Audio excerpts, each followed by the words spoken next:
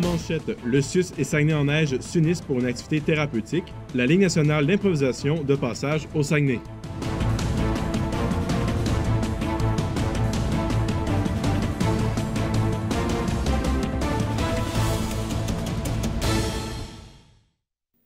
Mesdames, Messieurs, bonsoir et bienvenue à ce web journal du mercredi 31 janvier 2018. C'est la fin de la chasse au caribou au nord du Québec. À partir de demain, la chasse sportive au caribou sera interdite dans cette région. Seuls les Autochtones auront le droit de pratiquer une chasse de subsistance. Le ministre de la Forêt, de la Faune et des Parcs, Luc Blanchette, en a fait l'annonce hier à l'Assemblée nationale dans le cadre de sa stratégie de vitalité pour le Nord. Le gouvernement tentera d'atténuer les impacts de cette annonce en injectant 16 millions pour démanteler les camps de chasse abandonnés et compenser les pourvoiries. Près de 75 personnes vivant avec une déficience physique ou intellectuelle se sont activées ce matin à la rivière aux sables de l'arrondissement de Jonquière en sculptant des blocs de neige. En collaboration avec Saguenay-en-Neige, les intervenants du CIUS ont accompagné les participants. Ma collègue Camille Lacroix a préparé ce qui suit. Les sculptures sur neige en forme de gâteaux, de maisons, de jeux de quilles sont les réalisations des personnes qui reçoivent des services au CIUS du Saguenay. Cette activité thérapeutique permet de s'intégrer socialement et de se dépasser.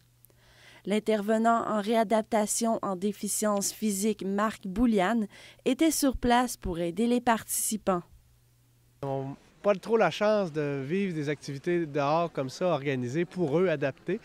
Fait que ça leur permet de sortir de leur zone de confort puis de travailler aussi des habiletés ou des stratégies qu'ils ont eues dans leur réadaptation. La clientèle du CIUS a été invitée à participer à l'événement à l'intérieur de leur processus de réadaptation, ce qui leur permet de socialiser et de travailler sur leurs projets. On les entend rire, là, c'est vraiment trippant, là. Fait qu'ils travaillent sans s'en rendre compte, finalement, là. Le soleil était au rendez-vous malgré le temps froid. Pour plusieurs, l'activité extérieure leur apporte que du positif. Ça me donne un but pour m'en renforcer, puis tout ça. Puis on prend des forces à faire les assis dans la neige, là, puis à pelleter. Les sculptures seront sur place tout au long du festival de Saguenay-en-Neige qui débute demain et se poursuit pour 2 semaines avec entre autres un concours de sculpture sur neige professionnel.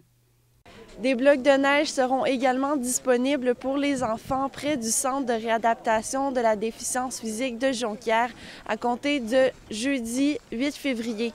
Camille Lacroix, ATM Nouvelles, à Saguenay. L'intervenant au centre L'Escale de Jonquière, Jean-François Côté, affirme que de parler de la santé mentale est la meilleure manière de faire tomber les préjugés qui l'entourent. La journée Belle cause pour la cause, qui a lieu aujourd'hui, est l'occasion idéale pour le faire et c'est pourquoi ma collègue Marie-Michelle Coutu s'est entretenue avec cet intervenant en santé mentale plus tôt aujourd'hui. Monsieur Côté, bonjour. Bonjour. Je me demandais, première question, la santé mentale, ça touche qui? Bien, en fait, tout le monde a une santé mentale, hein, quand il y a plus ou moins bien. Puis on n'est pas à l'abri personne de détresse psychologique quelconque situationnelle, que ce soit en lien avec un deuil ou une séparation ou c'est pas obligé d'être nécessairement diagnostiqué sur papier par un psychiatre. Là, je veux dire, tout le monde traverse des épreuves difficiles dans une vie. Puis c'est vraiment, ça concerne tout le monde. Puis il n'y a pas de tranche d'âge en particulier qui est peut-être plus à risque ou qui... Bien, les médecins diagnostiquent surtout à partir de l'âge adulte ou presque. Okay. Mais sinon, je veux dire, il y a quand même... Il n'y a pas de standard là-dedans, je pense. Puis je me demandais, c'était quoi l'importance, selon vous, d'initiatives comme Belle cause pour la santé mentale? En fait, je pense que c'est une belle occasion d'en parler, justement, puis d'ouvrir le sujet. Parce que un des mandats que j'ai en tant qu'intervenant, c'est de lutter beaucoup contre les préjugés, justement, puis la stigmatisation qui existe en santé mentale. Puis la meilleure façon de lutter contre ça, en fait, hein, c'est de lutter par l'information, puis d'y aller contre l'ignorance des gens qui amènent les préjugés en général. Selon vous, c'est quoi le préjugé le plus tenace en santé mentale? Si on parle de diagnostic plus précis, exemple la schizophrénie, ça c'est tout, je sais pas moi, des bizarres ou des dangereux ou des imprévisibles, alors que c'est pas plus complexe que ça, puis pas vraiment représentatif. Là. Ouais. Est-ce que vous pensez que la santé mentale tombe un peu dans l'oubli une fois les journées comme Belle aujourd'hui terminées? Bien, on souhaite que non. C'est sûr que c'est un peu comme le principe de la Saint-Valentin. C'est pas juste une journée par année où est-ce qu'il faut souligner des fois l'amour entre les gens, mais c'est un peu, c'est peut-être un drôle de parallèle. Non, mais il faut l'entretenir puis il faut en parler chaque jour. Là. Exactement. Puis plus il y aura l'occasion de le faire, je pense par exemple à la journée relance haussier ou il y a plusieurs événements là, au fil de l'année. Justement, à l'Escale, est-ce que vous avez des initiatives qui ressemblent un petit peu à la Journée Belle pour conscientiser la population? En fait, on a plusieurs façons d'être visible sur le secteur, que ce soit au niveau des différents volets de services offerts par le centre, qu'autant qu'on était impliqué dans des tables de lutte à la stigmatisation. Il y a des projets qui s'en viennent. D'ailleurs, ATM, vous allez probablement éventuellement être informé de comment ça va se développer dans l'avenir. On lutte justement contre la stigmatisation qui existe en lien avec les médias puis le rendu des nouvelles, finalement. Puis, vous travaillez à l'Escale depuis maintenant 4 ans. C'est quoi la plus grande difficulté pour vous de travailler justement avec des gens en santé mentale? Bien, c'est sûr qu'on deal avec... On deal avec la problématique, là, si on me permet l'anglicisme, des gens un peu à journée longue. C'est important, je pense, de faire la ligne, là, de tracer une ligne entre l'empathie et la sympathie, pas ramener ça chez nous. Okay. Ça reste comme dans plusieurs autres domaines de travail, là, important de séparer le privé et le professionnel. Ouais. Puis qu'est-ce que pour vous, selon vous, une personne comme moi qui ne travaille pas nécessairement en santé mentale peut faire pour les aider, ces gens-là qui peuvent être atteints de dépression ou peu importe? Qu'est-ce que je peux faire, moi, pour les aider? De ne pas les éviter, de les écouter. Puis de ne pas hésiter non plus à demander de l'aide ou à s'informer pour référer, en fait. Là. Je pense que c'est la meilleure façon. Souvent, quand on pose la question aux gens, « Hey, ça va bien? » ou si c'est une question fermée, ça implique un oui ou un non. On ne veut pas trop que la personne réponde non, alors que, tu sais, je veux dire, ça se peut que les gens vivent une mauvaise journée, puis pas avoir peur de pas fuir ces gens-là nécessairement pour autant. Puis les gens ont souvent, ou c'est peut-être encore un tabou, mais ont de la misère à en parler. Pourquoi, selon vous, qu'est-ce qui fait en sorte que les gens sont peut-être un peu à reculons face à cette santé mentale-là? Bien, encore une fois, on en revient à ce que les gens ne connaissent pas, puis ce qu'ils ignorent, ça fait peur. C'est une réponse que je pourrais développer. Mais... Oui, exactement. Puis souvent, bien, comme je dis, on est nourri par les stéréotypes, par les médias, les films, les nouvelles qui sont rendues. Je veux dire, souvent, ils mettent l'emphase sur la santé mentale, alors que c'est évident que si un crime grave a été commis, la personne, sur le moment, n'était peut-être pas dans une santé mentale optimale. Tu sais. À quel point c'est bon de le mentionner puis de mettre l'emphase là-dessus. Puis, on revient un petit peu à Belle. C'est juste un mot-clic. On a juste à mettre un mot-clic sur Twitter ou sur Instagram. Pensez-vous que ça conscientise vraiment la population? Puisque c'est quand même un geste simple et un peu anodin. On s'implique pas réellement puisqu'on est derrière notre ordinateur. Croyez-vous vraiment que la population est conscientisée? Bien, c'est une personne sur 5 comprend vraiment l'ampleur du geste qu'elle pose, puis que je pense que c'est ça de gagner, en fait. Hein? Puis c'est sûr que c'est un montant qui est très symbolique. C'est peut-être pour rentrer dans la vague un peu. Moi, personnellement, je ne suis pas aussi médias sociaux que peut-être des gens bien sur Instagram, Twitter, etc. Mais je pense qu'il ne peut pas y avoir de mauvais là-dedans, même si ça peut paraître bien anodin aux yeux de plusieurs. Je pense que c'est important d'en parler, puis il n'y a pas de mauvaise façon de le faire. Puis, selon vous, quelle autre alternative pourrait être en place pour conscientiser la population à cette santé mentale? Est-ce que je peux avoir Oui. Selon vous, quelle autre initiative qu'une journée comme Belle Cause pour la cause pourrait être mise en place pour aider les gens à être conscientisés? C'est une question écoute, comme je dis, il y a des journées de sensibilisation, là, comme la journée relance haussier, je l'ai mentionné tantôt, où on offre là-bas, à moindre coût, là, des cliniques là, quand même pertinentes en lien avec la santé mentale, puis avec des sujets différents chaque année. Il y a la semaine de la santé mentale, je crois aussi, où les médias font comme des spéciaux un peu plus, pour en parler, sensibiliser comme ça. Comme je dis, on est sur des comités de lutte à la stigmatisation en lien avec les étudiants qui vont avoir à traiter avec la santé mentale de près ou de loin. Dans l'avenir, les médias et puis la population générale. Fait que même au niveau des employeurs, je pense qu'il y a de plus en plus à conscientiser puis à parler de ça parce qu'on est dans une société qui est de plus en plus anxiogène puis les problématiques sont encore plus émergentes étant donné qu'on le sait maintenant que ça existe. Puis même si on est à l'âge de pierre de la psychiatrie. Puis en terminant, comment peut-on vous rejoindre à votre bureau à l'Escale? En fait, il suffit de composer 88 547 36 44. Puis soit demander Jean-François pour moi personnellement ou sinon, je veux dire, il y a plusieurs autres personnes. Parfait. Merci beaucoup. Merci à vous. L'homme qui a subi un malaise au volant de sa voiture et qui a terminé sa course contre une colonne de béton hier sur le boulevard Talbot n'a malheureusement pas survécu. Le conducteur avait traversé 2 terre-pleins et 2 voies du boulevard en direction sud, mais n'avait frappé aucun véhicule. À l'arrivée des policiers, l'automobiliste ne semblait pas respirer, mais les patrouilleurs avaient néanmoins réussi à le réanimer. Son état de santé s'est toutefois détérioré à son arrivée à l'hôpital où son décès a été constaté. La conjointe et le petit-fils de la victime, qui prenaient place dans l'auto au moment de l'accident, n'ont pas été blessés.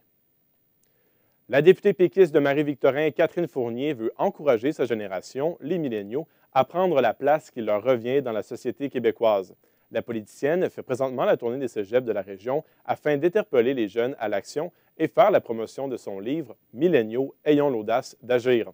Michaël Beauchemin, pourquoi Mme Fournier trouve-t-elle important d'encourager les jeunes à s'impliquer en politique? Eh bien, François, elle croit que les jeunes ne sont pas assez représentés dans notre vie politique ici au Québec.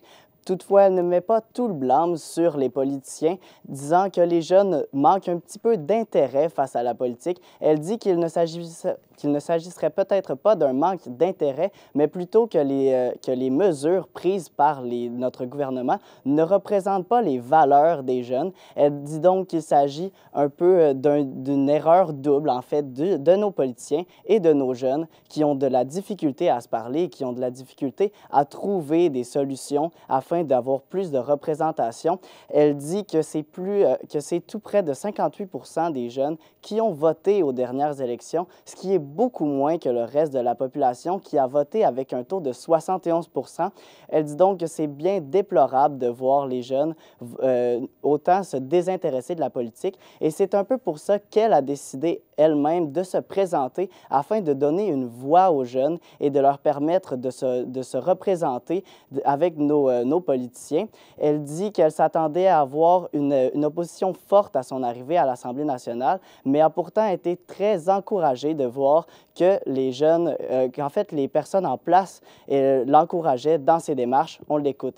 Mais finalement, j'ai été très enthousiaste de voir qu'au contraire, les gens, la population que je rencontrais semblaient vraiment trouver que c'était une bonne chose qu'il y ait des jeunes qui prennent leur place et que ça les enthousiasmait beaucoup. Donc moi, ça m'a donné confiance aussi pour la suite. Et Michaël, selon Mme Fournier, quels sont les principaux problèmes auxquels les milléniaux devront faire face? Eh bien, elle identifie dans son livre 5 grands problèmes auxquels les milléniaux devront faire face. Il s'agit de l'environnement, de l'économie, du vivre ensemble. En fait, elle trouve que nous n'intégrons pas de la bonne façon les ethnies et les nouveaux arrivants au Québec. Elle parle aussi d'inégalité sociale et de la confiance en nos institutions. Elle dit que les jeunes n'ont pas confiance en nos politiciens et que c'est cela qui entraîne le désintérêt politique. Merci beaucoup, Michaël. Ça me fait plaisir.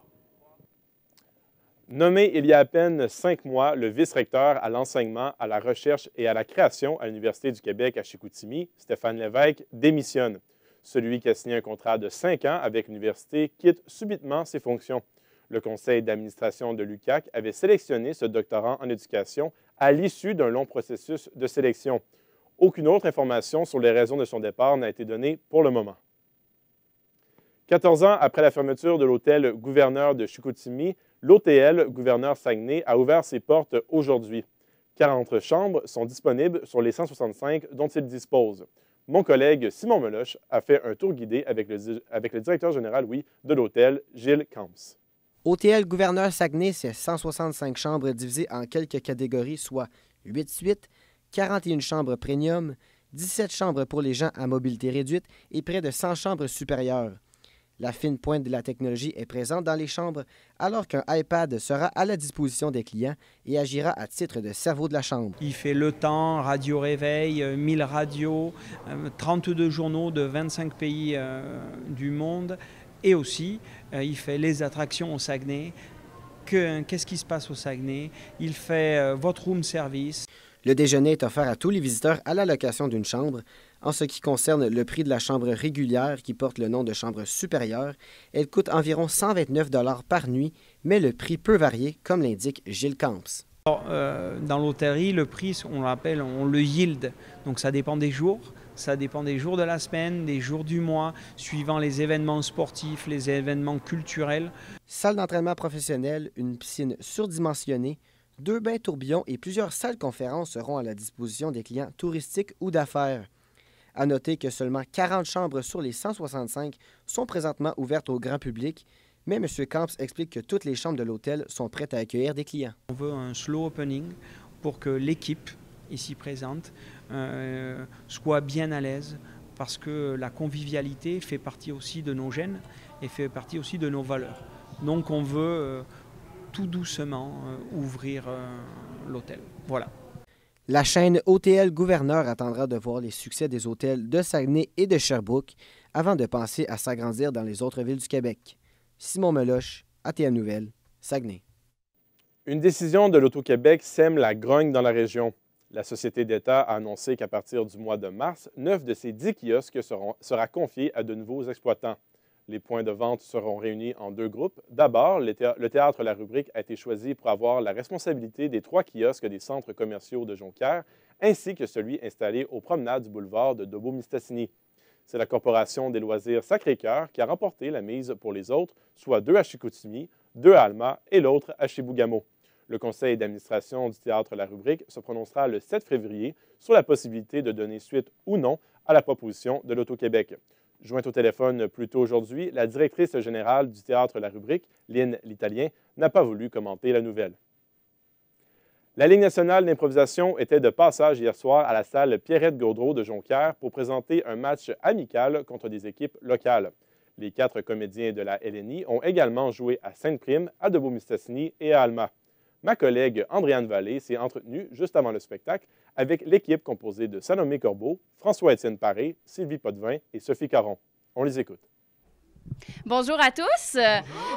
Premièrement, est-ce que vous pouvez m'expliquer un petit peu, là peut-être donner la parole à un porte-parole, qu'est-ce qui se passe ce soir? Comment est-ce que ça se déroule ce soir? C'est un match en 2 parties, un match 2 périodes de 45 minutes. La première partie, on joue avec l'équipe locale, la Lise, et la deuxième partie, on joue la LNI 2 contre 2. D'accord. Donc, vous vous splittez en 2, tout simplement. Oui, c'est ça. Donc, on va jouer les rouges contre les bleus, 2 dans une équipe, 2 dans l'autre, et puis c'est ça. Puis la première partie, c'est un affrontement avec la Lise, qui est une très belle équipe à qui j'ai donné un atelier hier soir, puis ils sont, ma foi, très bons et adorables. Génial. J'assume que vous aviez passé aussi quelques temps à Alma dimanche, à Saint-Prime, plus tôt dans la semaine, et même Dolbeau-Mistassini. Qu'est-ce que vous avez pensé des équipes locales du Lac-Saint-Jean?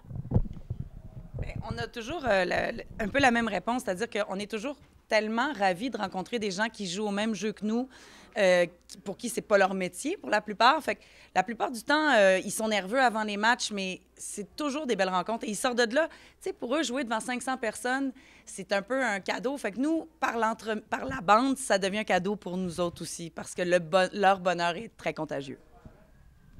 La seule chose que j'ai pas aimé, c'est qu'on a perdu 2 des 3 parties qu'on a faites jusqu'à maintenant contre l'équipe locale. Ça m'a gossé un peu. Mais ça arrive souvent. Ça s'explique par le fait que les gens dans la salle, ils s'identifient aux gens de leur équipe, de leur région. Fait que c'est sûr qu'à force égale, ben oui, puis ils veulent pas faire de chicane après ça. T'imagines le pique-nique l'été prochain, à Pointe-Taillon, tu tombes sur ton cousin, puis il se rappelle que tu as voté pour le monde de la LNI. C'est plat. Donc, vous considérez que le public a peut-être un petit parti pris pour les équipes locales dans ce cas-là? Ben oui, c'est correct. C'est bien correct de même. Ouais. C'est ça qu'il faut. C'est le fun. Ça fait partie du plaisir de voter en impro. On a le droit d'avoir un parti pris. Même quand c'est une ligue d'impro locale là, qui se joue, bien, les gens vont avoir une équipe préférée, ils vont avoir un joueur préféré pour qui ils vont voter plus. C'est ça le privilège de voter. C'est sûr. Puis vous faites des ateliers, comme vous disiez, dans les écoles, avec les équipes locales. En quoi consistent un petit peu ces ateliers-là? Wow! Une réponse de 10 minutes. 15 minutes. Non, on a 8 minutes dans 8 minutes. Essaye 1,5, mettons. C'est toujours un travail sur le personnage. Des fois, on a juste 1 heure à passer avec les gens. Fait qu'on dit, OK, pour qu'il y ait une impro, pour qu'il y ait une histoire, il faut qu'il y ait des personnages qui veulent quelque chose. Alors, toi, tu commences ton impro, tu veux quelque chose, l'autre personne en face veut quelque chose. Comment broder, comment s'ajuster, mettre notre volonté de côté, embarquer dans la proposition de l'autre. Tout ça est une belle danse. N'êtes-vous pas d'accord? Tout à fait. C'est arrivé aussi qu'on participe, dans le fond, à un match. Les étudiants font un match et nous, on fait office de coach et là, on les encadre. Donc, on gère les caucus, puis on regarde les improvisations et on commente. Donc, on met en lumière tout ce qui a été réussi puis ce qui a été moins réussi, évidemment dans un but pédagogique. Et vous voyez un intérêt chez les jeunes? Je sais que vous alliez dans des écoles primaires, par exemple. Là, c'est un intérêt marqué? Bien sûr. Ah, ben, c'est sûr. Bien Écoute, sûr. les jeunes qui font de l'impro, là, t'es kingpin quand ça marche pour toi. Là, tu deviens populaire. Ça veut dire que t'es brave, que tu sautes sa glace puis que t'aides les copains. C'est Moi, ce ça que je remarque surtout de l'impro dans les écoles où on va, et là, je vais avoir mon facteur social de l'improvisation, c'est que l'improvisation fait appel à des aspects, par exemple, du trouble de déficit d'attention, c'est-à-dire la créativité, le moment présent, répondre, avoir de la répartie, les hyperactifs qui réagissent super vite et qui sont souvent les petits rejets de la classe. Et là, le petit TDAH dans la classe ou le petit tannant, là, tout à coup, là, devient celui avec qui on a envie d'être, puis on le veut dans son équipe parce qu'il est bon, il y a de la répartie, il y a tout ça. Alors, on voit beaucoup, là, je parle de troubles de déficit d'attention, mais il y a toutes sortes de gens qui sont timides, etc., qui tout d'un coup se révèlent. Sauf dans une arène, c'est une nouvelle personne. Pendant un atelier d'improvisation, là, tout à coup, là, tu vois ça, l'œuf, il est clos, puis là, tu vois, là, où la fleur qui sort, puis c'est extraordinaire. Ça, là, c'est merveilleux. Tu parlais d'intérêt marqué, mais faire de l'improvisation, le mot pour dire ça, ça s'appelle jouer. Fait que c'est rare qu'un enfant à qui tu proposes viens jouer à mon jeu fasse non. Évidemment, il y en a qui sont plus timides, mais ça reste que c'est ça le mot. Ça s'appelle jouer. Fait que si tu es dans le ludique, tu es dans le plaisir, puis qu'en plus tu peux rentrer des notions de solidarité, d'écoute et de générosité, bien, c'est merveilleux. La LNI fête ses 40 ans cette année. Pour votre part, je sais que ça fait 10 ans que vous en faites partie. Non, je parle à 20 ans. 20 ans pour vous. Pardon, je m'excuse. T'as perdu 10 ans. T'as perdu 10 ans. Bon. Elle était pas née, là. Quand en fait, oui. Je sais pas, je te défendais. Mais j'étais jeune, par exemple, rien qu'un an. Oui. Mais quels sont les projets pour 2018? Je sais que vous êtes encore en tournée pendant un petit bout. Puis, quelle est la suite? Bien, grosso modo, 2018, il y a eu 2 projets télévision pour célébrer les 40 ans, donc le National d'impro. Il y a eu une émission spéciale à Radio-Canada pour souligner 40 ans d'improvisation avec la LNI. On a cette tournée du Québec-là. Notre saison qui commence le 19 février au Club Soda. Il y a une tournée en Europe au mois de mars. On a un projet avec l'Italie où on présente un nouveau concept qui est la LNI s'attaque au classique, qu'on fait aussi en décembre à Espace Libre à Montréal, mais qu'on commence à exporter. Et puis, c'est à peu près ça le topo. Puis combien de shows avez-vous fait l'année passée? On a fait au total 270 activités différentes, donc 70 spectacles en salle et 200 activités dans les écoles, formation, spectacle auprès des écoles, organismes et entreprises. Il reste une moulinette. Merci beaucoup. Mais je vous souhaite un très, très bon match pour ce soir et pour demain aussi à Chicoutimi. Merci. Bon match à toi. Au sport maintenant, Éric ne participera pas aux Jeux olympiques de Pyeongchang qui commenceront le 9 février. Le skieur montréalais, qui est incommodé par des problèmes au dos, en a fait l'annonce ce matin sur son compte Instagram. C'est évidemment une nouvelle difficile à digérer pour Guy, puisqu'à 36 ans, les Jeux olympiques de Pyeongchang représentaient en théorie sa dernière chance de monter pour la première fois de sa carrière sur un podium olympique. Du côté des Saguenayens, la troupe d'Yannick Jean a emporté hier 3-2 en prolongation contre l'Armada de Blainville-Boisbriand, la meilleure équipe du circuit Courteau. Le gardien des Saguenayens, Zachary Boutillier, a connu tout un match en stoppant 30 des 32 rondelles dirigées contre lui. Vladislav Kotkov a inscrit le but gagnant en prolongation devant 2400 spectateurs réunis au centre Georges Vézina. Du côté de la météo, Juliette Lefebvre, peu de neige est attendue au cours des prochaines heures. Effectivement, au Saguenay, de 1 à 3 cm de neige seulement sont attendus ce soir et cette nuit. On aura droit à une température ressentie de moins 16 au cours de la nuit. Ça se réchauffe par contre demain pour atteindre moins 4 en après-midi. Ce sera nuageux avec quelques rares flocons. Du côté du lac Saint-Jean, ça se réchauffe aussi au cours des prochaines heures. Il fera moins 2 degrés au thermomètre jeudi après-midi et d'ici là, on attend moins de 1 cm de neige. Tant au Saguenay qu'au Lac-Saint-Jean, il faudra profiter du temps clément de jeudi car ça se refroidira dès vendredi. Voilà, c'est ce qui termine notre édition du Web Journal. Merci et au revoir.